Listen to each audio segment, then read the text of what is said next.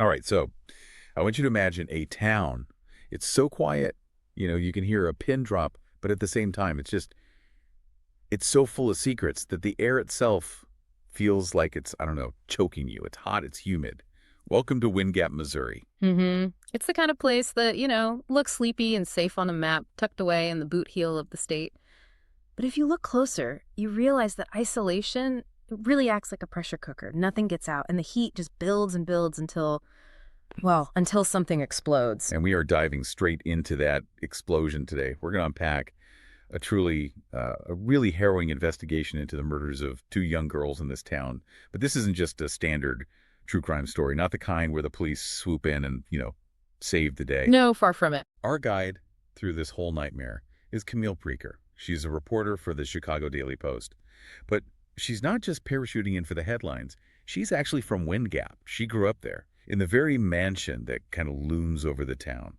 So we're looking at firsthand accounts, investigative notes, and her own deeply personal and honestly pretty damaged perspective. Which is what makes this source material so rich. Camille isn't some objective observer. She's like a native informant who's been rejected by her own tribe. She's back home to cover a story nobody wants to talk about, while at the same time she's battling her own history. So the mission for this deep dive is to sift through Camille's notes and really understand three distinct layers.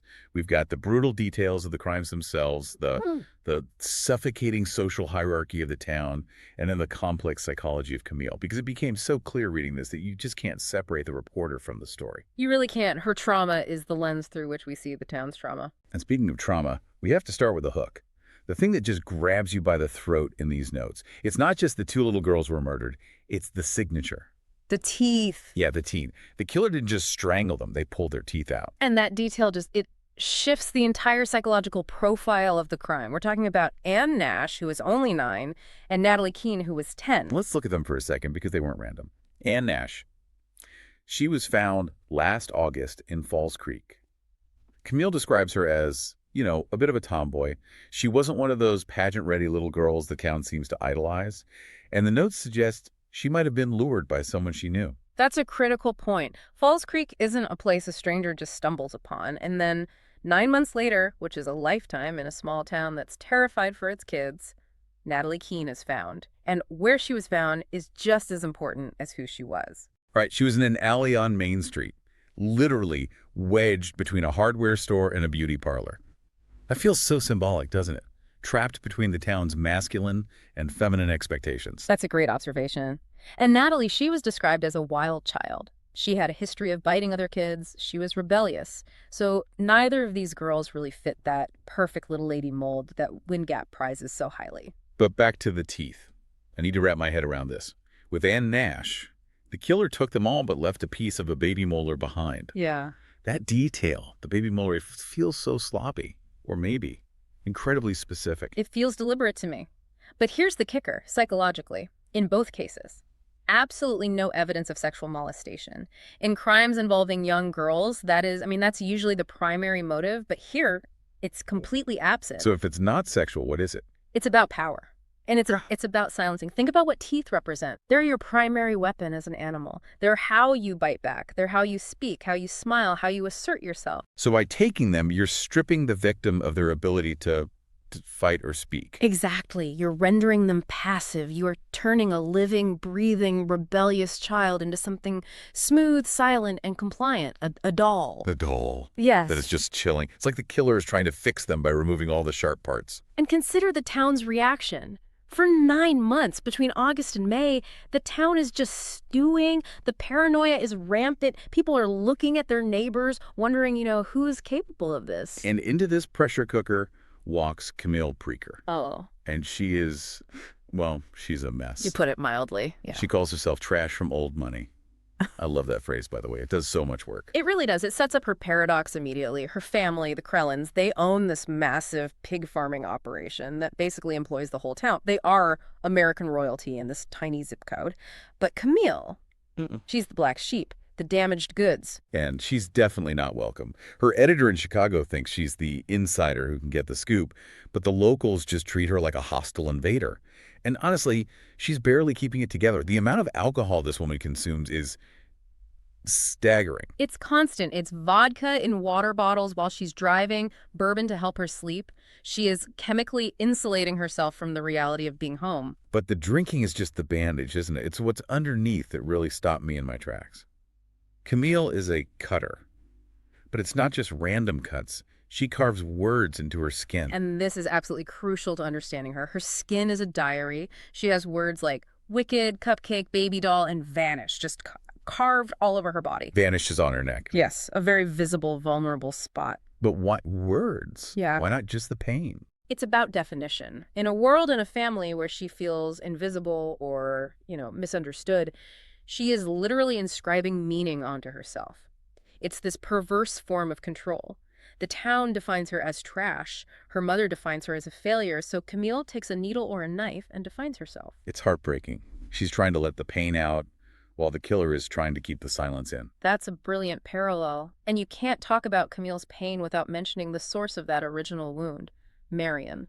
The dead sister. The ghost in the machine. Marion died young years ago, but in that house, she is still the most important person in the room. She was the perfect one who never grew up to disappoint her mother. Camille is just the survivor, the one left behind.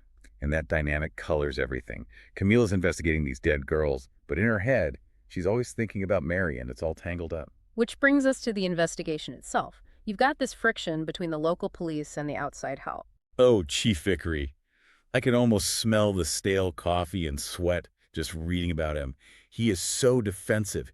He's just obsessed with the idea that a drifter did this. Well, of course he is. Because if it's a drifter, a transient, then the town is still good. Yeah. The evil came from outside. But then you have Detective Richard Willis from Kansas City. He's younger, he's looking at the town with fresh eyes, and he sees the rot. He's looking for patterns inside the community. And he's hitting a wall because the town protects its own. But this is where the class dynamics really mess up the investigation.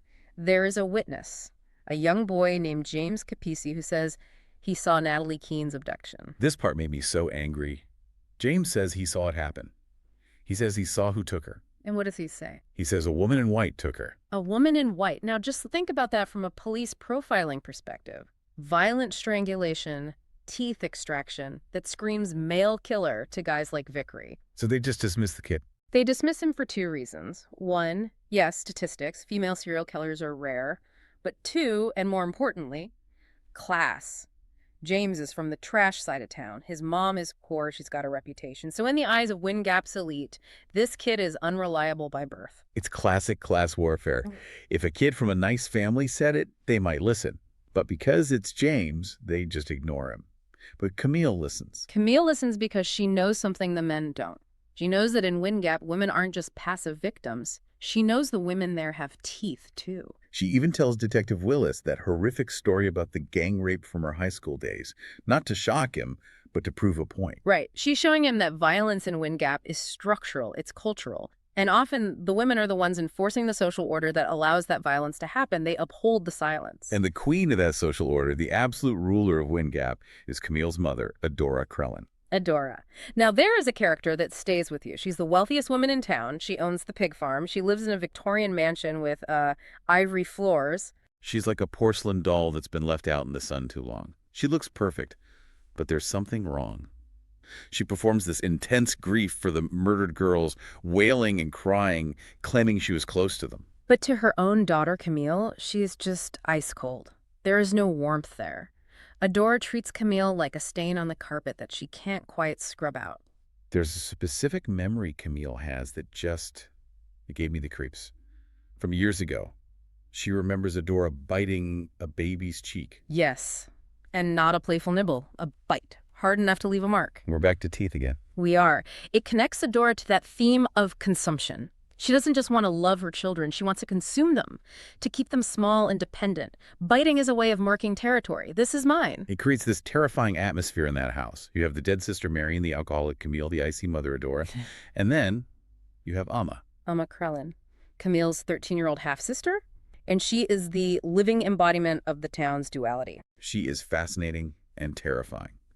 Inside the house, she's playing with a dollhouse, which is a replica of their own mansion, which is super meta and creepy. Yeah. And she wears these little frilly dresses. She acts like a perfect Victorian child. She is the perfect baby doll that Adora wants. She lets Adora baby her, dress her, control her. But the second she sneaks out of that house, She's a nightmare. Roller skates, short shorts, drinking, manipulating boys.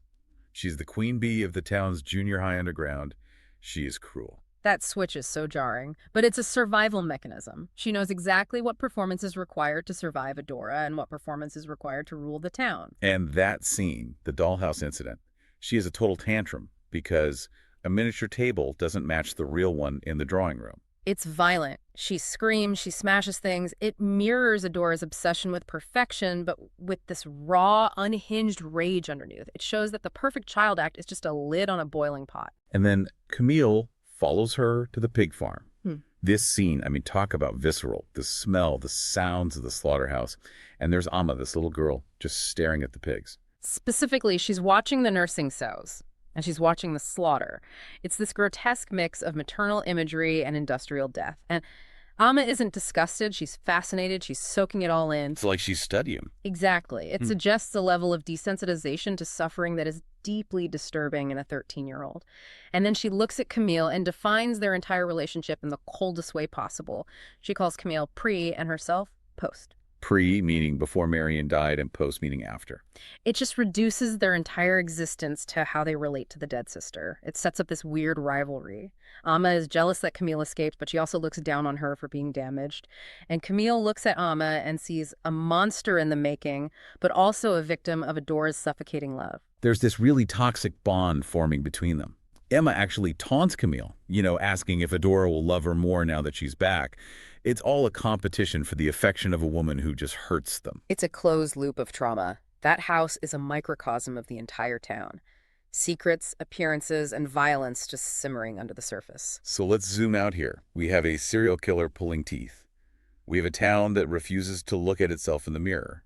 And we have a family at the top of the hill that is practically radiating dysfunction. The town isn't just a backdrop for the murders, is it? The town is a participant, the rigid class structure that ignores a poor witness, the gender roles that say women can't be violent, the obsession with appearances.